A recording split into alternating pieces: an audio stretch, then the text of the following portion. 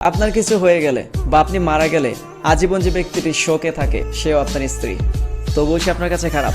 এতই যখন খারাপ হয়ে থাকে তখন লজ্জা করে না?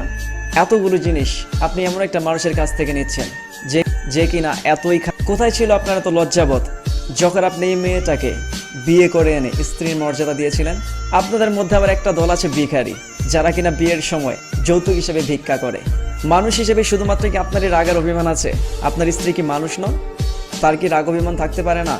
তাদের রাগ অভিমান হলে আপনি কি একটু ভালোবাসা দিয়ে সেটা ভাঙতে পারেন না? তাদেরকে কি ভালোভাবে বলে বোঝাতে পারেন না? কেন তাদের সাথে অযথা বকাঝকা করেন? কেন তাদের গায়ে হাত তোলেন? একজন নারী এত কিছু করার পর আপনার কাছে সঠিক মর্যাদা পাচ্ছে না। আপনাদের মতো অমানুষগুলোর কারণেই আপনাদের স্ত্রীরা পরকীয়ায় জড়ায়।